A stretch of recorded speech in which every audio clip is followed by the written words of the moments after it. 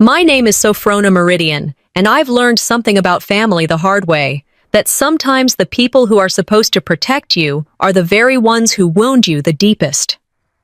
I grew up in Springfield, Missouri, in a house that looked picture-perfect from the outside. The lawn was clipped just right, the shutters painted a calming shade of blue, and the porch always had a fresh pot of flowers. Neighbors waved as they drove by, certain that the Roslyn Rowan household represented small-town values. But inside that house, I was always the one standing in the shadow of my older sister, Valmai. She was the shining jewel, the daughter my parents loved to parade. I was the afterthought, the one who needed to be managed, hidden, or reshaped so I wouldn't distract from the image of perfection they worked so hard to maintain.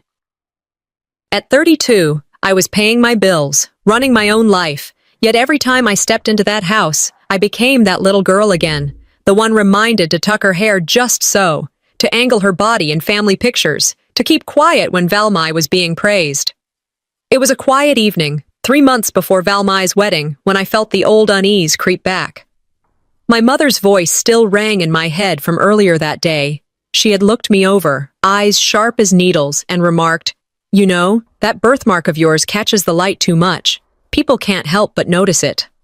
I had smiled politely, but inside, something cracked. I couldn't shake the feeling that no matter what I accomplished, my entire existence would always be reduced to that mark. I sat in my childhood room, walls stripped of posters long ago, staring at the dresser where my reflection looked back at me in the fading glow of the lamp. I whispered aloud, "In some families, love feels conditional, like you're accepted only if you look perfect."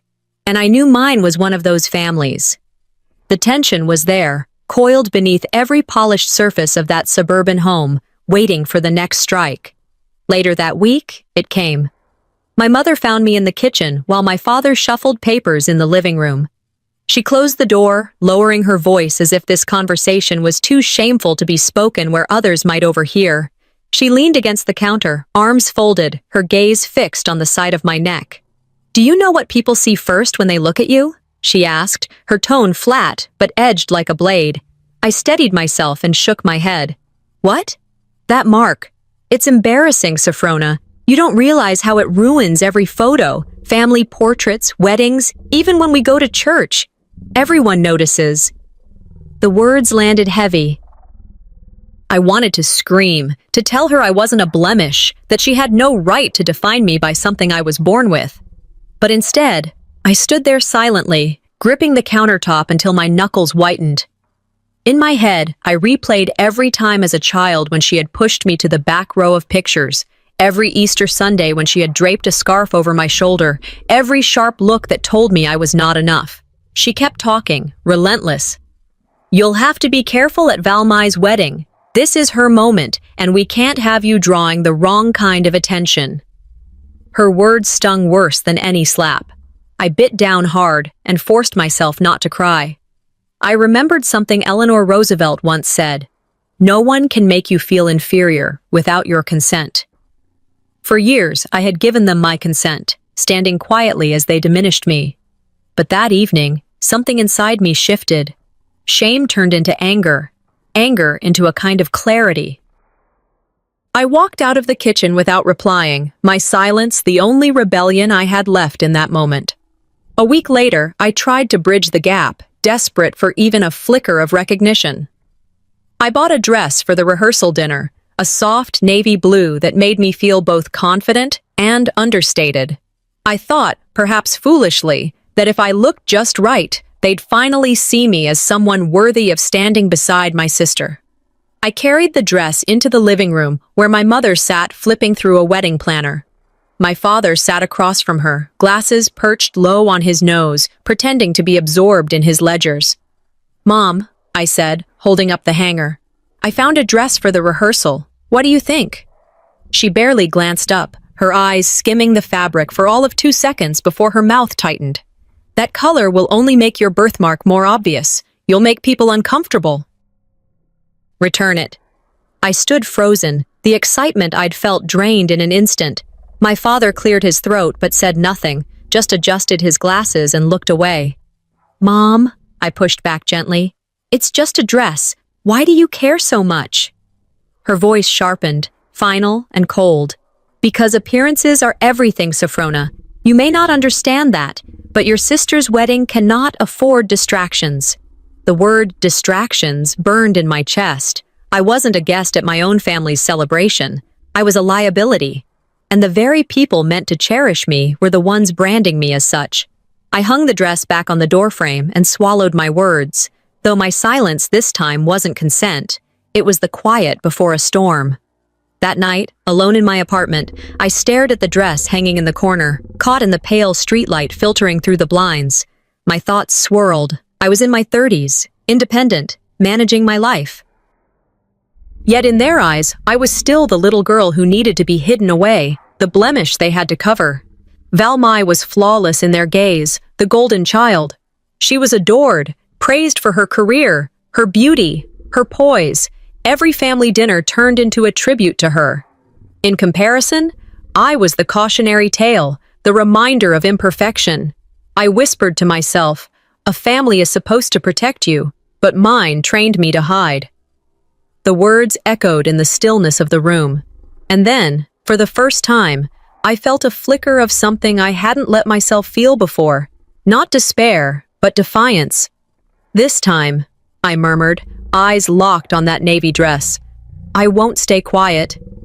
I turned off the lamp, letting the room fall into darkness, but the vow stayed lit inside me. Maybe they thought they could silence me forever, but they were wrong. The living room in my parents' house smelled faintly of lemon polish and old rugs when they called me in. I remember the light filtering through the curtains, the kind that made everything feel too still, as though the room was bracing for what was about to be said. My father sat in his armchair, shuffling papers without really reading them. My mother stood in the center of the room, arms crossed, waiting. I sat down carefully, trying to read their faces. "What's going on?" I asked, already sensing this wasn't just a casual talk. Dimity, my mother, wasted no time. "You're not coming to Valmai's wedding," she said flatly, as though she were announcing a household chore. "We won't let you ruin her day." My chest tightened. I blinked, sure I'd misheard. "Excuse me?" She didn't flinch. "You heard me. This is Valmai's moment, and we can't risk any distractions." Her eyes drifted to the side of my neck where the birthmark stretched faintly beneath my collar. I turned to my father, hoping for some kind of reprieve. He avoided my gaze, pretending to straighten the papers on his lap. His silence stung worse than her words. "Dad?" I pressed. He only shifted uncomfortably and muttered, "It's for the best." I swallowed hard, my voice trembling but steady enough to push back. "I'm her sister. Don't you think she'd want me there? Don't you think I deserve to be there?" Valmai, who had been standing near the staircase scrolling on her phone, froze. She looked up but didn't say a word. Her eyes flickered with discomfort, but she stayed quiet, slipping her phone into her pocket and glancing at the floor. "Valmai," I tried again, "say something. Do you really not want me there?" Her lips parted, but no sound came out. She simply gave a small shrug and looked away. That silence cut deeper than anything my mother could have said. It confirmed what I had always feared, that my place in this family was conditional, and even my sister, who I had once defended endlessly, wouldn't stand for me now. "You talk about family unity all the time," I said, my voice tightening. "But it only applies when I'm invisible, doesn't it?" My mother's mouth twitched with irritation. "Stop dramatizing, Sophrona. This is simple. You won't be there. End of story." I stood, my heart pounding. Every nerve screamed at me to shout, to throw something, to make them feel the sharpness of what they had just done. But instead, I walked toward the door. I knew my silence would echo louder than any outburst. Back in my apartment, the words replayed endlessly in my head. "You're not coming." I sat at my small kitchen table, staring at the unopened mail scattered in front of me. For hours, I couldn't move past that sentence. I was 32 years old, paying rent, managing my career, living independently. And still, I was being treated like a stain they couldn't scrub out of a family photo. The absurdity of it clawed at me until I felt half sick. I leaned back and whispered into the emptiness. Many American families talk about loyalty, but sometimes loyalty is just silence, and silence kills. I thought of a quote I had read once. Family isn't always blood, it's who shows up when the world turns against you. That stuck with me. If blood family could exile me so easily, then maybe family wasn't what I had believed it to be all these years. By midnight, I found myself staring out the window at the dim glow of the streetlights. The city outside felt strangely alive, indifferent to my pain, and yet freeing in its indifference. For the first time, I realized I might not need their approval to survive. The bitterness that had eaten away at me began to shift into something sharper, something more solid. The next day, I forced myself to keep moving. Errands had piled up, and I needed groceries.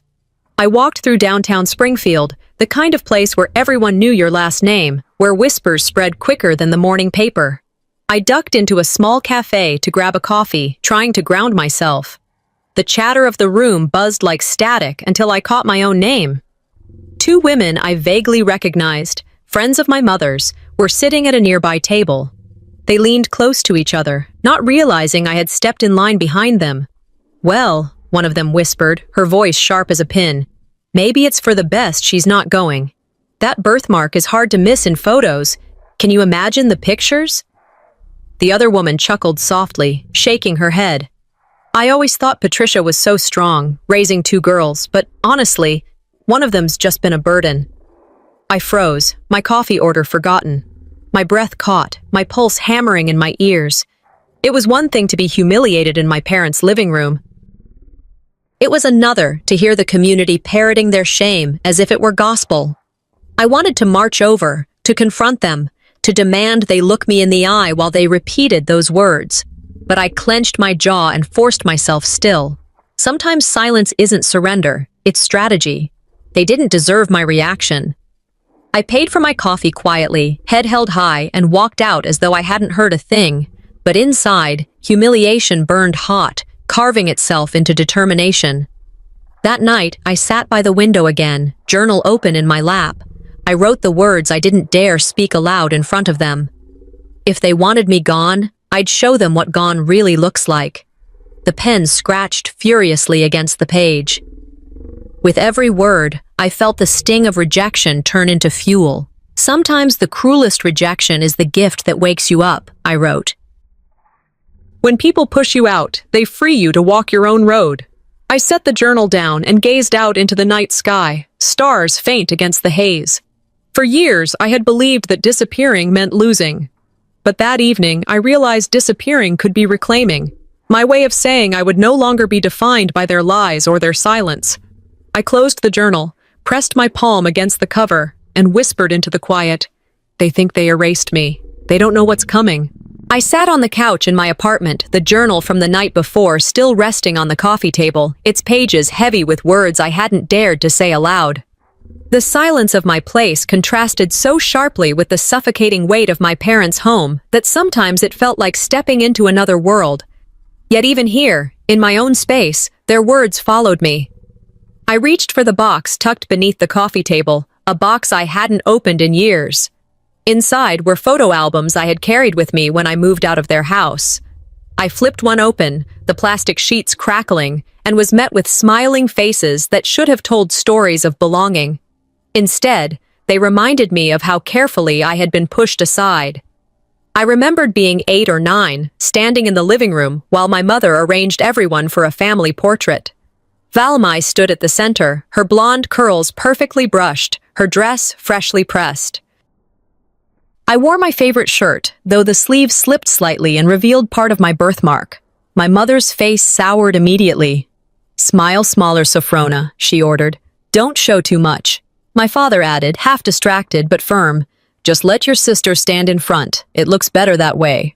I remembered the sting of being guided backward until I was half hidden behind my sister. When the photo was developed, the version that hung in the living room frame didn't even include me. They had cropped me out completely. For years, I stood in that house and looked at that picture as though I had never been there at all. Photos are supposed to keep memories alive. Mine were airbrushed out of existence. I can still recall one moment vividly. I was 10, buzzing with excitement because I had chosen a dress with tiny flowers embroidered along the hem. It was the first time I felt like I could stand next to my sister without shrinking. But as soon as my mother saw me, her lips tightened. "That dress shows too much of your mark. Change into something else," I pleaded. "But I like this one. Please, Mom." She didn't bend. Her voice cut sharp. "Do as I said. We're taking pictures, and I won't have you looking careless." I changed. I stood with my arms folded, trying to cover myself while the photographer snapped photos. Later, when the framed picture was unveiled and hung on the wall, I wasn't in it. I had been erased. I asked Valmai, my voice trembling, "Why wasn't I in the picture?" She shrugged, not unkind, but detached, as though repeating what she'd been told. "Mom said it looked neater this way." Those words carried more weight than she understood. Neater meant erasing me from my own family. Neater meant deciding I was a blemish on their perfect image. That was the day I realized my parents hadn't been protecting me. They had been managing me like a flaw in the family portrait that needed constant correction. Fast forward to just weeks before the wedding rehearsal. I showed up, trying one more time to stand tall, to show I could exist in their world. I wore neutral colors, hoping not to draw attention. I stood beside Valmai as the photographer called everyone to gather. The photographer squinted through his lens, then said lightly, "Maybe Sofrona can step aside a little. The lighting will be cleaner." The room shifted slightly, people moving into place. My parents didn't object. My sister didn't argue. I stepped back, the sting familiar now, but it still sliced deep.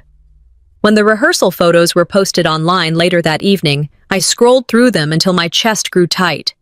In the big family shot, I was cropped out completely. At dinner that night, I confronted my sister's fiancé, David, who had been standing nearby during the photo session. "Why didn't anyone say something?" "I was just cut out." He shifted uncomfortably, fiddling with his fork. "Don't take it personal, Sofrona. These pictures are about presentation. You know how it is." "Presentation," I repeated bitterly. "That word has become my prison." He offered a half smile, as though that settled it, and returned to his plate. But for me, the word echoed louder than the clinking of silverware, louder than the chatter around the table. It wasn't just childhood memories haunting me. It was happening all over again, in front of grown adults who thought nothing of erasing me. Sitting in my apartment that night, the glow of my phone illuminating the cropped rehearsal picture, I let the weight of it all settle. The ban from the wedding wasn't sudden. It was a sentence handed down years ago. I had simply ignored the verdict until now. I thought about the walls in my parents' home. Every frame was filled with Valmai's smiling face, her graduation cap, her awards, her vacations. Meanwhile, I was absent, not forgotten, but deliberately removed. The worst kind of loneliness, I whispered to myself, is being unseen by those who should know you best. My grief sharpened into something else. Not just sorrow, not just anger, but defiance. I had been erased in albums, cropped from rehearsal shots, silenced in living rooms. But this pattern had also taught me one thing. If they insisted on cutting me out, maybe it was time I did the cutting, on my own terms. I locked my phone, closed my eyes, and breathed deeply. They thought they were preserving perfection by removing me. But soon, they would learn what it meant when the piece they discarded walked away completely. The kitchen smelled faintly of onions from dinner, but all I tasted was the sour edge of betrayal. My parents had just finalized the decision that I was not welcome at the wedding. I stood leaning against the counter, arms crossed, waiting for my sister to walk in. When Valmai finally appeared, she looked as though nothing had happened, phone in hand, scrolling without a care. "Valmai," I said, my voice sharper than I intended, "you heard them. You were standing right there. You could have said something. Why didn't you?" She glanced up for a moment, then back at her screen. With a sigh, she slipped the phone into her pocket and picked at her nails. "I don't want to make things worse." I stared at her, incredulous. "Make things worse? They just banned me from your wedding, our family's biggest event, and you're worried about making things worse?" She wouldn't meet my eyes. "It's complicated, Sofrona. You know how Mom gets. If I argued, it would only cause a bigger scene." My jaw tightened. A bigger scene. Silence is what makes the scene. Do you even realize what your silence says to me? She finally looked up, her expression guarded. You're twisting this. I'm not against you. I just don't want drama before my wedding. I laughed bitterly. Sometimes betrayal doesn't come with knives, Valmai. It comes with silence when you needed a voice. Her cheeks flushed, but she didn't speak. She turned back toward the refrigerator, pretending to be busy with nothing. I wanted to shake her, to force her to see the wound she had opened by doing nothing at all. Instead, I pressed my palm against the counter, steadying myself. The message was clear. In this family, my existence was negotiable, and even my sister wouldn't risk rocking the boat to acknowledge me. The next afternoon, I needed air, needed to be anywhere but my apartment where their words echoed against the walls. I texted Honora Sage, a friend I had known since high school, and we met at a small cafe downtown. It was the kind of place with chipped mugs and booths that squeaked when you slid into them. Normally, that familiarity comforted me. Today, it only amplified the tension in my chest. Honora smiled when I walked in, but her smile didn't reach her eyes. I sat down across from her, clutching my coffee cup like it might anchor me. You know me better than anyone, I said, voice low but steady. Tell me you'll be there for me. I don't have anyone else left in this. She stirred her drink, eyes darting away. Sophrona, I care about you. You know I do. She hesitated, her spoon clinking against the ceramic cup. But Valmai invited me to be part of her bridal party. I can't turn that down. The words sliced. I blinked slowly, setting my cup down. You're serious. It's not personal, she rushed to say, leaning in as if her urgency could soften the blow. It's just, she has the spotlight. Everyone will be watching. I don't want to lose my place with the family, with the community. You understand, don't you? I sat back, breath caught between fury and heartbreak. Understand? You're telling me loyalty is a commodity, and right now hers is worth more than mine. Her lips pressed into a thin line. It's not about worth, it's about practicality. This is Valmai's moment, and I can't afford to get in the middle. I let out a dry laugh. First my parents, then my sister, and now you. Betrayal doesn't even feel sharp anymore. It's just a chain reaction. She opened her mouth, then shut it, guilt flickering across her face. But guilt without action is worthless.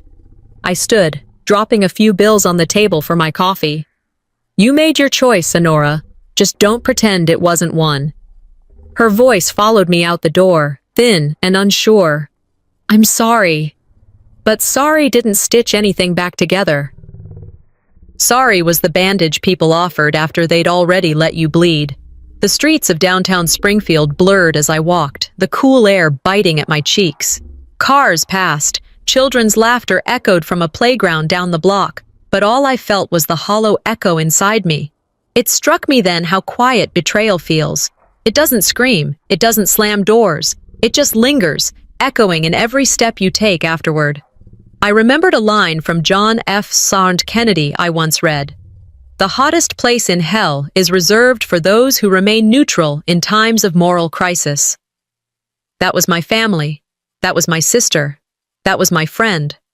Neutrality had become their weapon. By refusing to stand with me, they had chosen to stand against me. I stopped at the corner, watching the stoplight change. If they insist on silence, I murmured to myself, then I'll use silence too, but mine will cut deeper. That thought settled in my chest like a stone, heavy, undeniable, yet grounding.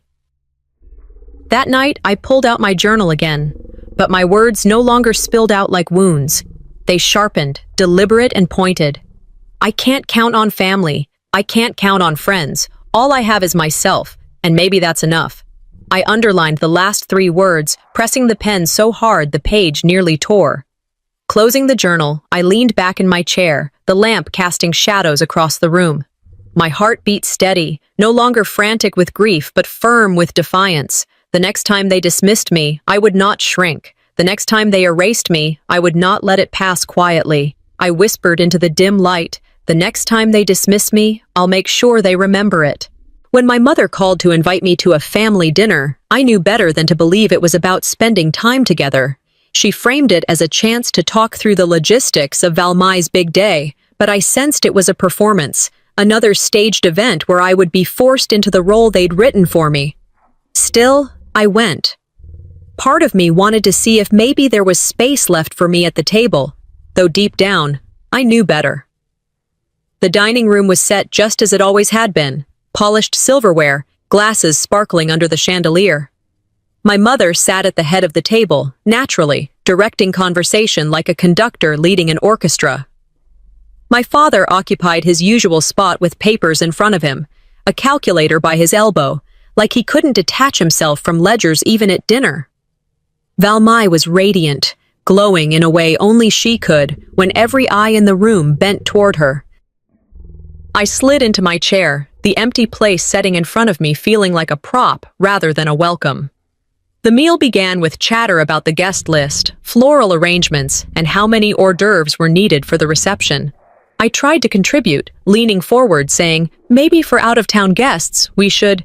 But my mother's voice cut over mine before I could finish. Valmai already thought of that. Don't worry yourself.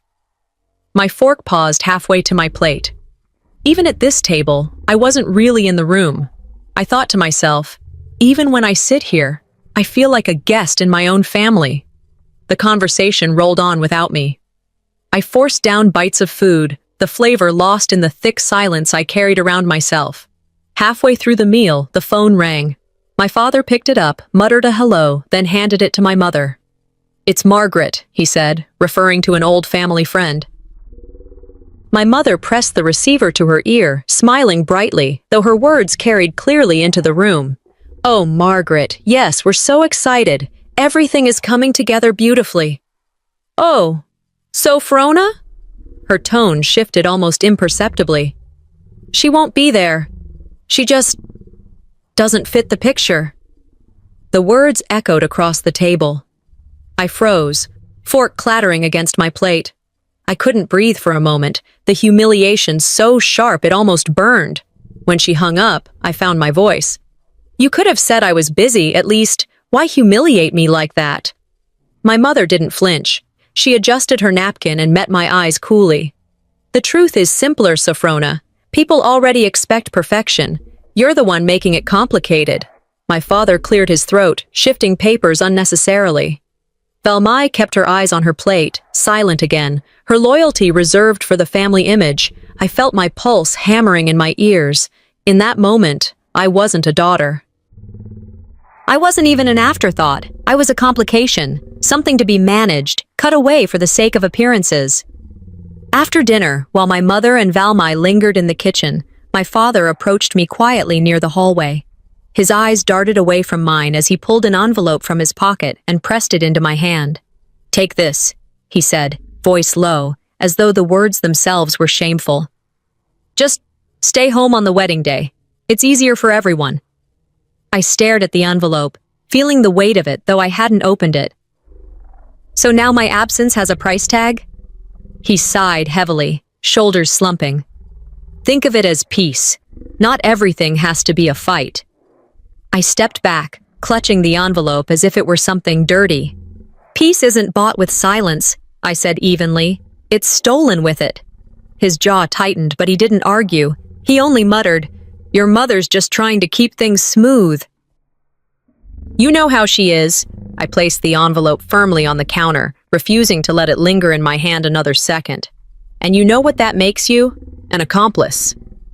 His face twitched, but he didn't respond.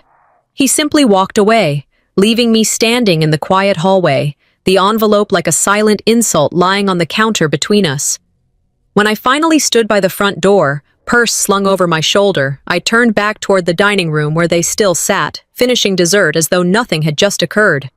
"I am not your mistake," I said, voice steady but loud enough to cut through the room. "And one day, everyone will know it." The words landed like stones in still water. My father exhaled heavily. Valmai lowered her eyes to her lap. My mother's expression didn't change at all. Cold, unyielding, convinced she was right. I stepped outside, the evening air hitting me with its sharp coolness. For the first time in years, I felt my anger channel into something more than pain. I wasn't going to keep absorbing their blows. I wasn't going to keep letting silence bury me alive. As I walked to my car, I knew this much. The next time they tried to erase me, they wouldn't find me so easy to dismiss. I glanced back once at the window where their shadows moved behind the curtain. Then I whispered to myself, "They wanted me gone. They'll get their wish, but not in the way they expect." I laid the small jewelry box on my kitchen table, turning it over in my hands like it might suddenly whisper the words I longed to hear. The silver necklace inside glimmered faintly even in the weak light of my apartment lamp. At its center was a sapphire, deep blue, chosen with care. It wasn't just a piece of jewelry. It was a plea, a last chance at recognition. For weeks I had saved for it, forgoing dinners out, telling myself, maybe this will finally make me visible. Maybe if I give her something beautiful, they'll remember I exist. I pictured Valmai opening it, smiling for once at me instead of past me. I imagined my parents acknowledging the gesture. Older folks always said gifts weren't about the object, but about the heart behind it. And my heart was tired, cracked from years of being dismissed, but still beating, still trying to be heard. I wrapped the box carefully with navy paper and tied it with silver ribbon, the kind of detail my mother would normally praise in anyone else. When I finished, I placed it on the counter and whispered to myself, "This has to count for something." I didn't know it yet, but that necklace would never belong to me. The bridal fitting was held at a boutique with mirrors stretching floor to ceiling. Valmai twirled in her gown, the room filling with the sound of fabric brushing the floor. My mother hovered like a queen, giving orders about hems and lace, her approval shaping the mood of the entire room. When there was a moment, I pulled her aside and pressed the wrapped box into her hands. "Give this to her," I said softly. "It's from me." She nodded without meeting my eyes, slipping it into her bag. I allowed myself a breath, imagining Valmai unwrapping it later. But minutes later, as the boutique filled with chatter, my mother produced the box. She called the seamstress, the photographer, even Valmai's friends to gather. Then, with a smile rehearsed for decades, she announced, "This necklace is a gift from us to our daughter Valmai." The room erupted in coos and compliments as Valmai gasped, lifting the lid. The sapphire glinted under the lights, catching the eye of every person there. I froze. My throat tightened, words scraping against it, but refusing to come out. "That was from me," I whispered hoarsely, barely audible. My mother's eyes met mine across the room. She tilted her head, lips curving into a cold smile only I could see. "It's better this way. Don't complicate things," she mouthed. The laughter and praise around me blurred. They didn't just take my gift. They took my voice. I turned away, blinking furiously, refusing to let the tears fall here. Fury burned beneath my skin, so hot it steadied me. That evening, I sat on my couch staring at my phone when it buzzed, a text from Valmai. "Sorry about earlier. I didn't want drama at the fitting." I read it again and again, the words twisting inside me. She had known. She had watched them erase me and chosen silence. "Sorry isn't silence," I muttered aloud. "Sorry isn't complicity." I typed a reply. "Do you even realize what you allowed them to do to me?" My thumb hovered over send. Then I deleted it. Silence could be sharper than any reply. I thought of the saying, "An apology without change is just manipulation," and I wasn't falling for it anymore. I set the phone down, a bitter taste in my mouth. The empty gift box still sat on my table, ribbon untied and discarded like it had never meant a thing. I stared at it long into the night, every line of my face reflected in the window beyond. That necklace was the last straw. For years they had taken little pieces of me, my presence in photos, my place at the table, my dignity in conversations. This time they had stolen something tangible, something I had poured time and love into. And I realized, sometimes you have to let people steal from you once to recognize they've been stealing all along. I pulled out my journal, but my words were no longer pleas for understanding. They were plans, quiet outlines of liberation, not revenge, not yet, but a roadmap to freedom. They wanted me erased, I whispered, closing the journal, eyes fixed on that empty box. This time, I'll do it myself. 2 weeks before the wedding, I walked into the church fellowship hall where the congregation was gathering for a midweek potluck. The long tables were covered with casseroles and pies. Kids darted between chairs, and the familiar smell of baked beans filled the air. I carried my head high, though my stomach twisted. I knew whispers would follow me here the same way shadows cling at dusk. As I moved through the room, I caught the sidelong glances. Some people smiled politely, others quickly turned away. I balanced a paper plate in my hand, forcing myself to sit at one of the tables. Across from me, an older woman with kind eyes leaned forward and patted my hand gently. "We're praying for your family during this difficult time," she said, her voice soft, touched with pity. I thanked her with a nod, but inside, dread pooled heavy.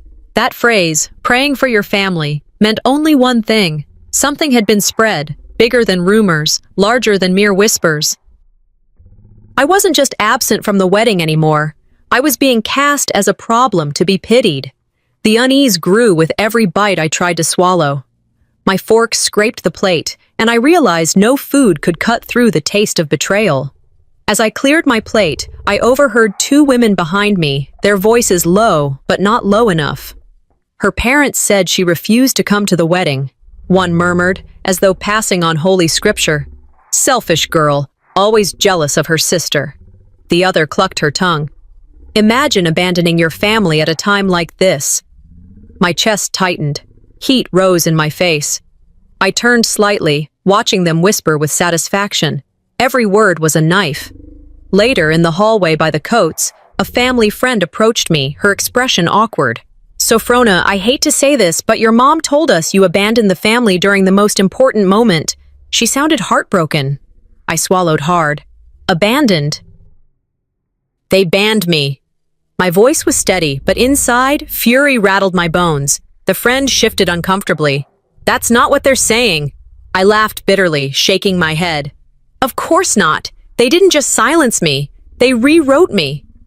The friend lowered her gaze, muttered something about having to check on her kids, and slipped away. I stood alone in the hallway, betrayal pressing down until it nearly crushed me. I wasn't invisible anymore. I was recast as the villain. That night, I sat at my desk in the apartment, laptop open. The hum of the refrigerator filled the silence as I typed.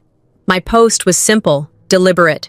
I was told not to attend my sister's wedding. That's the truth. I hit publish, my heart racing. For the first time in weeks, I felt like I had spoken, like I had carved a space where their lies couldn't reach. But within hours, notifications flooded my phone. My post had been flagged, reported, and then taken down. I stared at the blank screen in disbelief until my phone buzzed with a new message. From my mother. "Stop embarrassing us further. Take it down." I gripped the phone so hard my knuckles whitened. I typed back, "You already erased me from the wedding. Now you want to erase my words too?" Her reply came quickly. "If you'd loved this family, you'd stay silent." Silent. The word that had haunted me all my life. The command that had chained me since childhood. Silent at the table. Silent in the photos. Silent at the altar of perfection they worshipped. But silence was no longer submission. It was theft. They were stealing my presence, my story, and now even my truth. I closed my laptop, staring at the dark reflection in the screen. "Families like mine don't bury secrets," I whispered to the empty room. "They bury people." The thought chilled me, yet it also sharpened me. I thought of a quote I had once read. "The truth will set you free, but first it will make you miserable." James A. Garfield had been right. I leaned back, the room thick with shadows, and realized something I hadn't dared admit until now. Silence was both my oppression and my weapon. They wanted me muted, erased, folded into their version of events. But soon, I would wield silence differently, on my own terms. I deleted the half-written reply I had been composing online and whispered into the dim glow of the room. "If they want silence, I'll give them silence. They'll never forget." The barn glowed like a lantern in the dark fields, strung with lights that shimmered against the wooden beams. Music pulsed from inside, muffled by the walls, spilling out each time the doors opened to welcome another guest. Cars lined the gravel drive, laughter drifted into the night, and I stood just beyond the glow, tucked behind a tree as if I were a stranger trespassing on land that once belonged to me. 3 months earlier, I had mapped out centerpieces and catering menus, convinced that maybe this time they'd let me belong. Tonight, I wasn't even invited. I hugged my jacket close and stared at the warm light I'd never step into. My chest ached with a grief I didn't want to admit, mingled with a curiosity I couldn't ignore. From my spot near the side door, I caught fragments of conversations. "She looks like a princess," one woman gushed, likely about Valmai twirling in her gown. Another voice answered, "It's the perfect day. Just perfect." Perfect, I thought bitterly. A perfection bought by my erasure. Through a crack in the side door, I could see the reception. Tables draped in ivory cloth, a cake towering 3 tiers high, and guests clinking glasses in toast. My sister beamed, every inch the bride my parents had always imagined. And then it happened. A guest, clearly drunk, raised his glass too high and slurred loudly enough for half the barn to hear. "Too bad the ugly sister with the birthmark isn't here. Guess the family knew better." Laughter rippled, awkward at first, then growing. My mother, Dimity, didn't defend me. She smiled, waved her hand dismissively and said, "Exactly.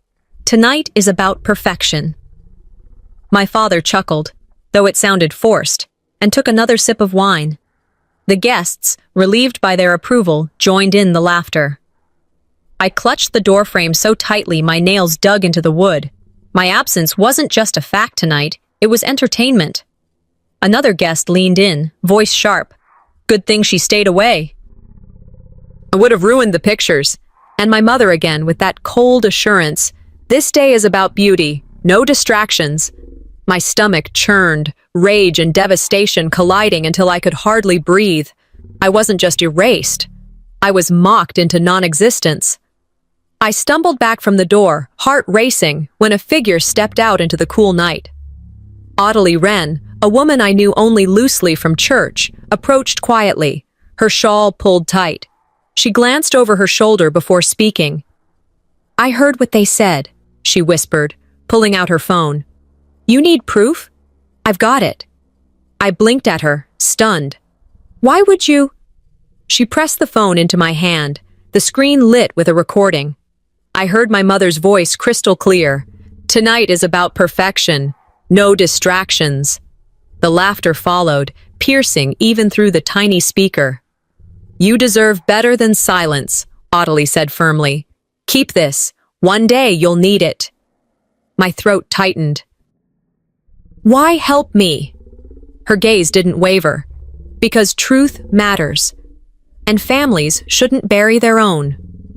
For the first time in weeks, my heart pounded not only with pain, but with the thrill of holding something real, something undeniable. This wasn't just my word against theirs.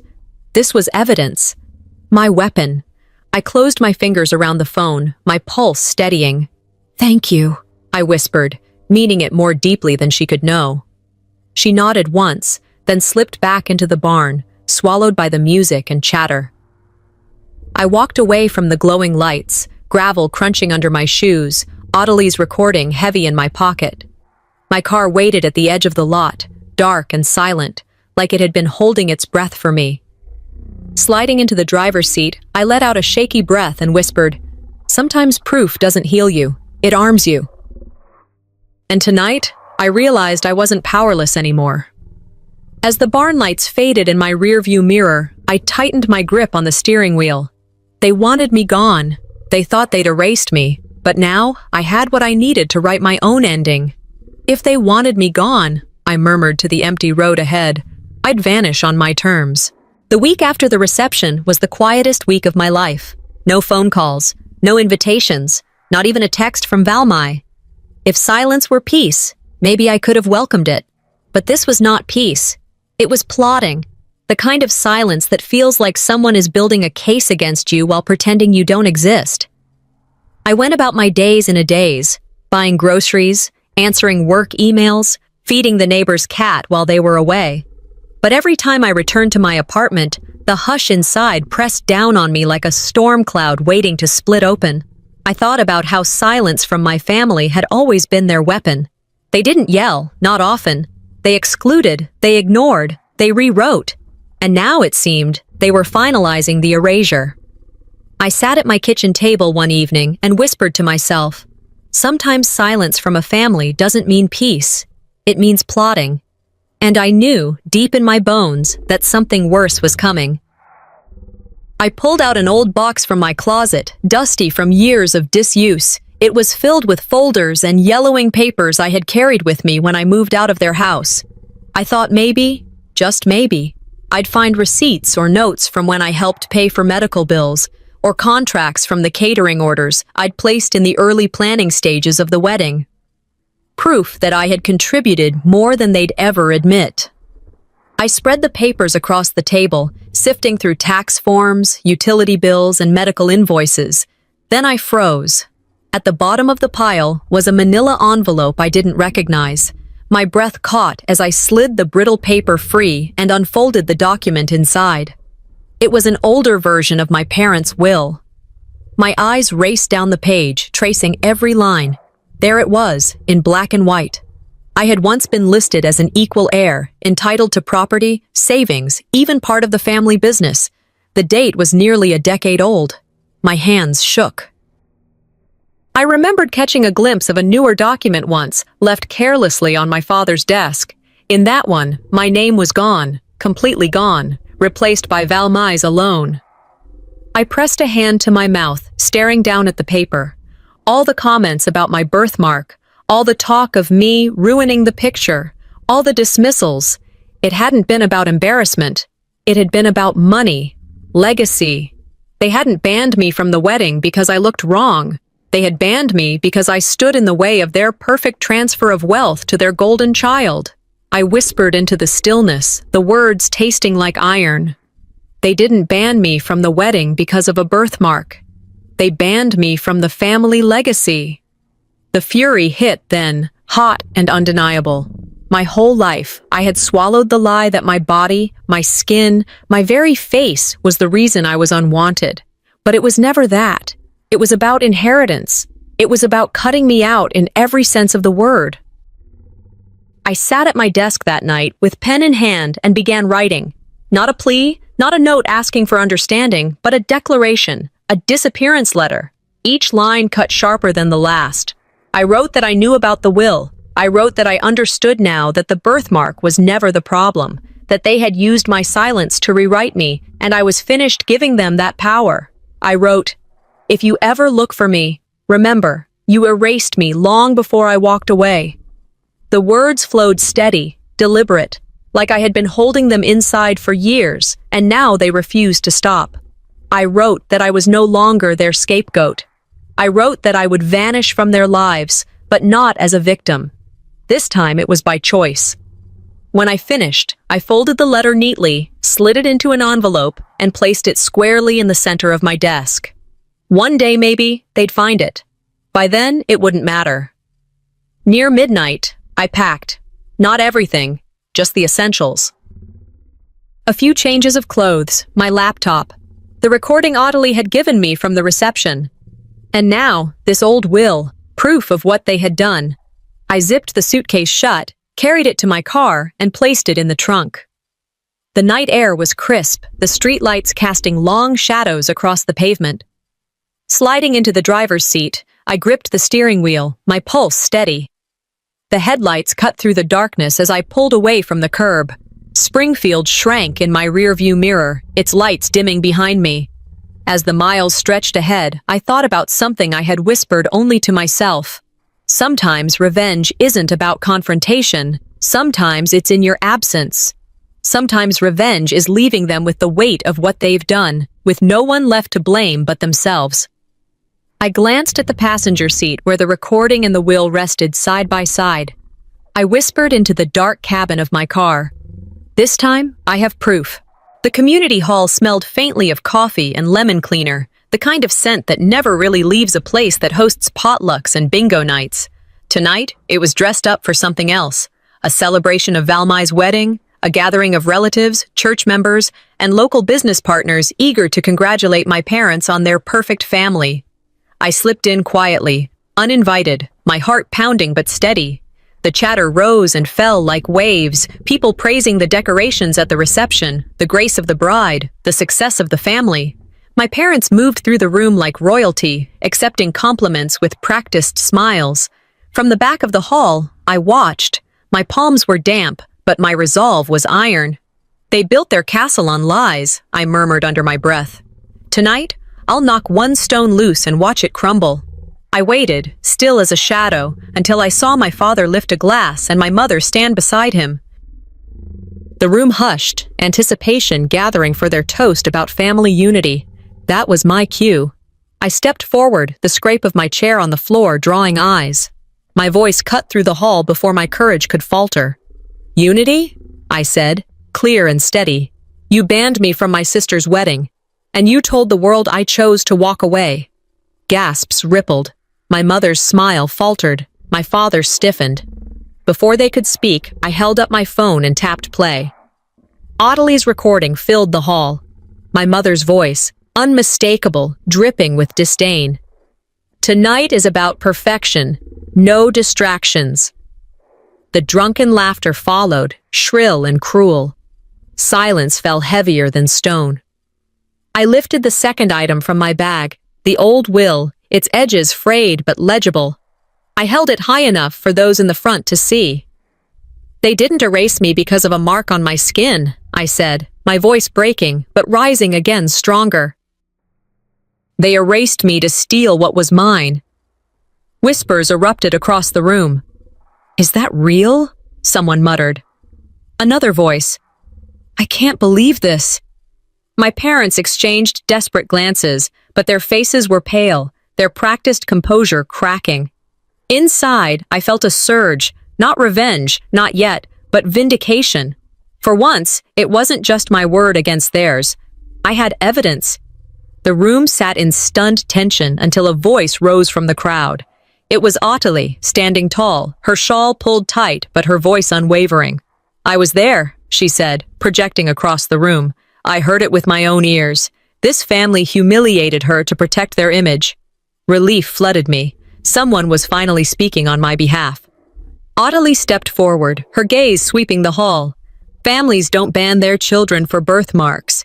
They ban them for greed, and everyone deserves to know."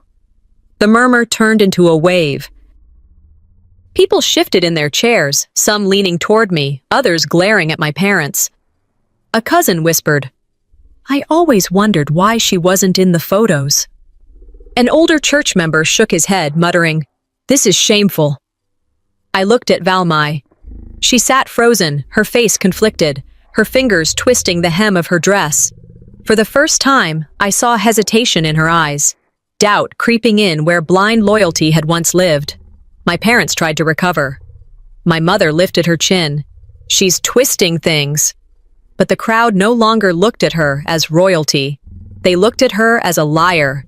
The shift was palpable, like the air itself had turned against them. I didn't stay to savor the collapse.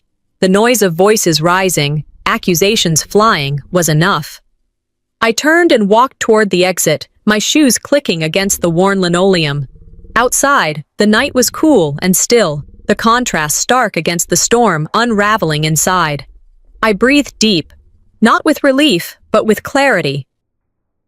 I spoke softly, not for anyone else, but for myself. I didn't need applause. I needed freedom. And freedom isn't given. It's claimed. The old will and the recording had done their work.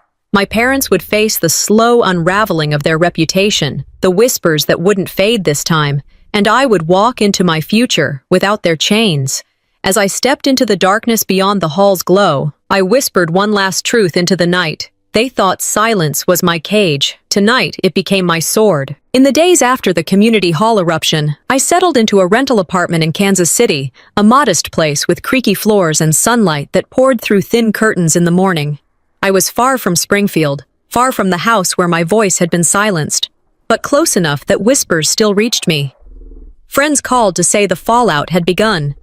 Business partners stepping back, Neighbors muttering disapproval, church members no longer lining up to praise my parents. I felt lighter, not because they had changed, they never would, but because I had stopped carrying the burden of hoping they would. For decades, I had been locked in a waiting room of the soul, desperate for a door to open. Now, I realized the only way to win was not to play their game anymore. I sat at my kitchen table, journal open, and wrote, "Peace isn't something they can give me. It's what I claim when I refuse to be their scapegoat." The pen scratched across the page, steady, my hand no longer trembling. One afternoon, I propped my phone against a mug on the table, angled the light, and took a picture of myself. No scarf, no carefully chosen angle. My birthmark visible, unhidden. For years, that mark had been the excuse for my erasure. Now it was my declaration. I posted the photo with a caption. "For years, I was told to hide this. I'm done hiding. This is me." I set the phone down, heart racing, and waited. Notifications soon flooded in. Messages from strangers, acquaintances, even distant cousins I hadn't spoken to in years. "Thank you for sharing this," one woman wrote. "My daughter has a similar mark. She needed to see this." Another comment read, "You're beautiful exactly as you are. Don't let anyone tell you otherwise." I scrolled, reading story after story from people who had been told they were too different, too much, or not enough. Their encouragement poured into the cracks my family had left behind, and for the first time, I felt what validation really meant. It didn't come from bloodlines, it came from community, from people willing to see me as whole. I whispered to myself, "They can't erase me anymore. Not here, not now." That night, I lay in bed staring at the ceiling. I knew my parents would never apologize.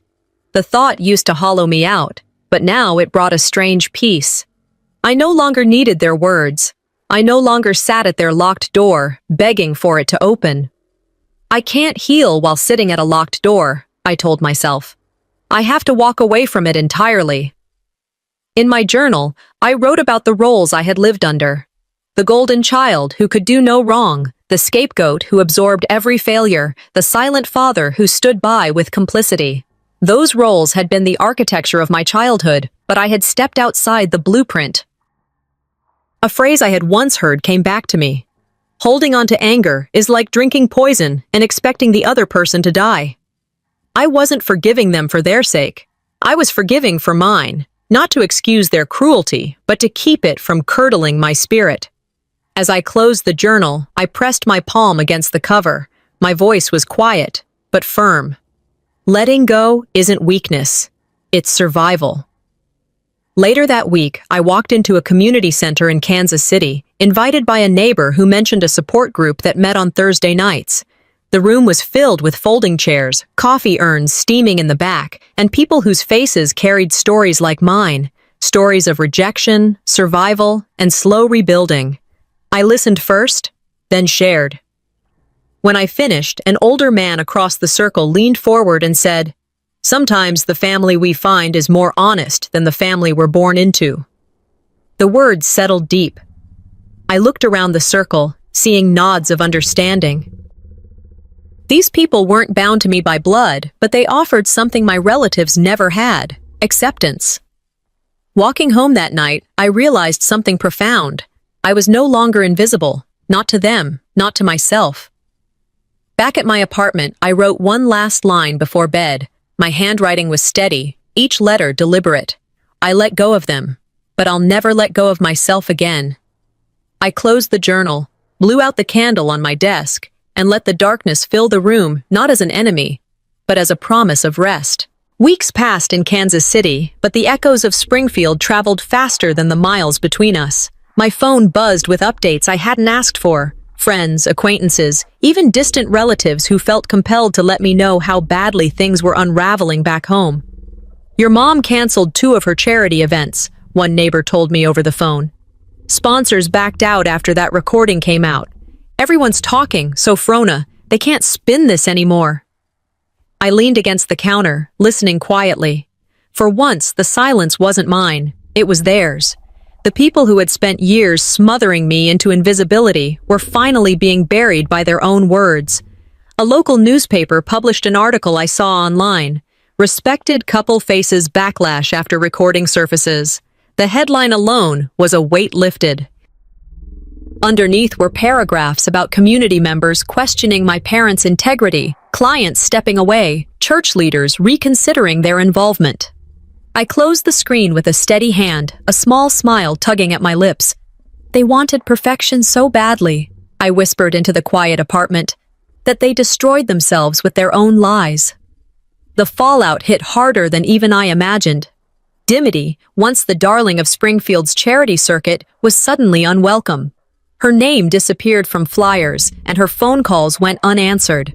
A friend from town messaged me. She showed up to a luncheon last week, and not a single person sat at her table. My father, Alethea, didn't fare better. His accounting clients began withdrawing. The excuse was always polite, a change in financial direction, simplifying services, but the truth was clear. They no longer trusted him. In small towns, reputation is currency, and theirs had been bankrupted overnight. One evening, I scrolled through an online forum where locals traded news. Comment after comment stung, but not at me, at them. How could parents do this to their own daughter? One post read. Another. All that talk of family values. What a joke. I sat back, exhaling slowly. It wasn't gloating I felt, not exactly. It was justice. A confirmation that I hadn't been crazy all these years. My erasure wasn't love misunderstood. It was cruelty, finally unmasked. Life in Kansas City moved differently. One Saturday, I walked through an art fair in a community park. Booths lined the paths, filled with paintings, pottery, handmade jewelry. I had signed up weeks ago, but nearly backed out. My display was a series of self-portraits, one of which showed my birthmark boldly, without shadow, without disguise. As people stopped by, they lingered at that piece the longest. A young woman approached, her eyes shining. I used to hide my scar, she said softly. Seeing you like this, it feels freeing. I smiled, touched by her honesty. Never let them convince you that what makes you different is something to hide. Others shared their stories. A man in his 50s told me about being teased for a limp as a boy. A mother said her child had been told to cover a facial mark. Each voice added to a chorus of shared pain and unexpected strength. Standing there, I felt a shift. What had once been my shame had become my crown. The very thing used against me was now my badge of survival. People weren't laughing. They were nodding, crying, telling me I was brave. And for the first time, I believed them. That night, back in my apartment, I wrote in my journal, "My parents may never apologize, but I no longer need it. I crown myself with the very thing they tried to erase." I paused, then wrote a line I had once heard. Our scars remind us where we've been. They don't dictate where we're going. I set the pen down, staring at the words until they blurred. Walking away hadn't been weakness. It had been my strongest act. Refusing to fight on their terms had given me the only victory that mattered. Freedom. Later, I sat on the porch as the sun dipped low, painting the sky in streaks of pink and gold. I touched the birthmark on my skin, not with shame, but with reverence. A reminder that I was still here, still whole. The cicadas hummed in the trees. The city buzzed faintly in the distance. I closed my eyes, breathed in the evening air, and whispered into the coming night. I didn't just disappear. I began